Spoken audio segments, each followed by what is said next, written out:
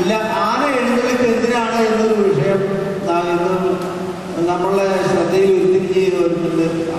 ബഹുമാന്യനായ ഉദ്ഘാടകൻ പറയുണ്ടായി, തലവേദന മാറ്റുവാൻ വേണ്ടി തല വെട്ടുന്നത് പോലെയാണ് ആന ഇല്ലാതെ, ആന എഴുന്നള്ളിപ്പില്ലാതെ ഒരു പൂരം നടത്തുക എന്നുള്ളത്.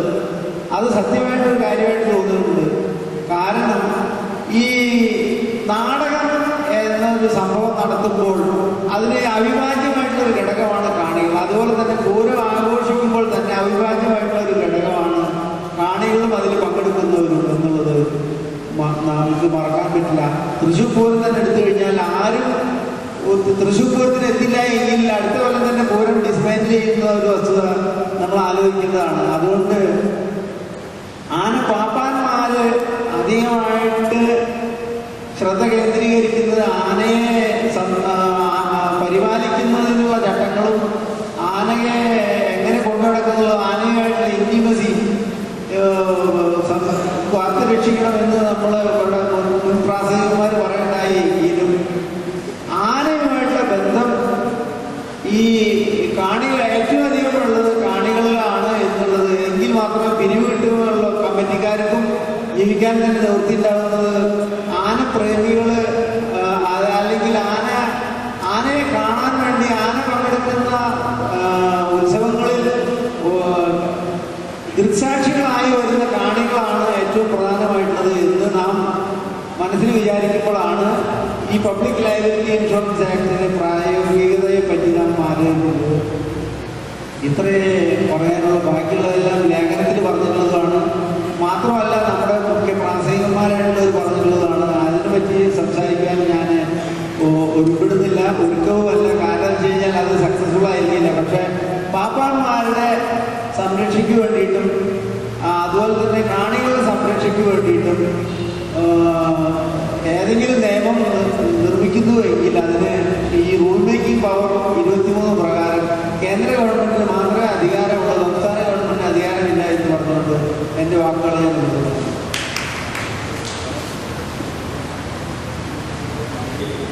ഇതൊക്കെ രാധാകൃഷ്ണൻ അവതരിപ്പിച്ച പ്രബന്ധത്തിൽ പ്രധാനമായിട്ട് ഊന്നൽ നൽകിയിരിക്കുന്നത് പബ്ലിക് ലയബിലിറ്റി ഇൻഷുറൻസ് ആക്ട്.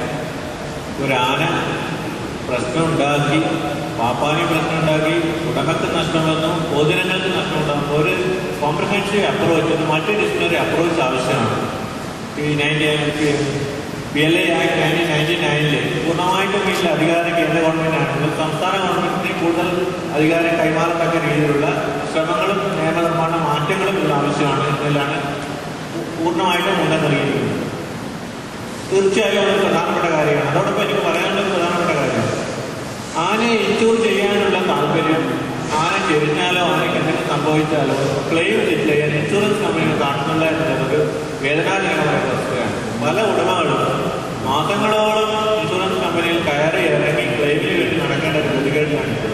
അതും എനിക്ക് തോന്നി ഈ പറവിൽ വരുന്ന ഒരു പ്രധാനപ്പെട്ട കാര്യമാണ്.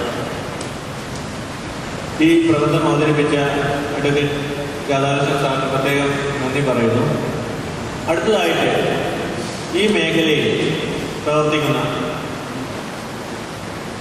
ആന ഉടമ സംഘടനയുടെ, അതായത് ആന ഉടമസ്ഥ ഫെഡറേഷൻ്റെ സെക്രട്ടറിയായ ഈ കെ ശശിധരന് പറയാനുള്ളത്, നാട്ടാന പരിപാലനത്തിൽ ഉടമകളുടെ പങ്ക് എന്താണ്, ഈ രീതിയിൽ എത്രത്തോളം ശക്തമായ ഇടപെടലുകൾ ഉടമകൾക്ക് ഈ രംഗത്ത് ഈ സുരക്ഷിതമായ ആനയെഴുന്നേൽപ്പ് നടപ്പിലാക്കാൻ ആവശ്യമാണ് എന്നതിനെക്കുറിച്ചാണ് അദ്ദേഹത്തെ പ്രബന്ധം അവതരിപ്പിക്കാൻ ശ്രമിക്കുന്നത്. ആനുകാലിക പ്രസക്തിയുള്ള ഒരു സെമിനാറാണ് ഇന്നിവിടെ നടന്നുകൊണ്ടിരിക്കുന്നത്. നമ്മുടെ ഇത്തരം ഒരു സെമിനാർ സംഘടിപ്പിക്കാൻ, നമുക്കറിയാം, ഒരു സെമിനാർ സംഘടിപ്പിക്കുമ്പോൾ അതിൽ ചർച്ചയിൽ പങ്കെടുക്കുന്ന ആൾക്കാരോ അല്ലെങ്കിൽ ഒരു നല്ല കാര്യം ചെയ്യുമ്പോഴോ അതിനുള്ള ആൾക്കാരാണ് വളരെ ചുരുക്കമായിരിക്കും.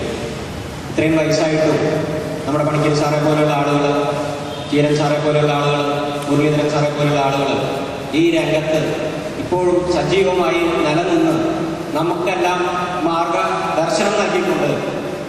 ആന അല്ലെങ്കിൽ ആനകളുമായി ബന്ധപ്പെട്ട വിഷയങ്ങളിൽ എന്നും മുൻപന്തിയിൽ നിൽക്കുന്നത് തന്നെ നമ്മുടെ എല്ലാം സുഹൃത്തും അല്ലെങ്കിൽ ദൈവം നമുക്ക് കനിഞ്ഞനുഗ്രഹിച്ച ചില നല്ല വശങ്ങളുടെ ഭാഗമായിട്ടാണെന്ന് നമുക്ക് കരുതേണ്ടി വരും. അതുപോലെ തന്നെ നമ്മുടെ ഇത്തരമൊരു ചർച്ച സംഘടിപ്പിക്കാൻ വേദിയൊരുക്കിയ ആന സംരക്ഷണ സമിതിക്ക് എലിഫന്റ് ഓണേഴ്സ് ഫെഡറേഷൻ്റെ സെക്രട്ടറി എന്ന നിലയിൽ ആന ഉടമസ്ഥരെ പ്രതിനിധീകരിക്കുന്ന ഒരു ചെറിയ പ്രവർത്തനം എന്ന നിലയിൽ നന്ദി രേഖപ്പെടുത്തട്ടെ.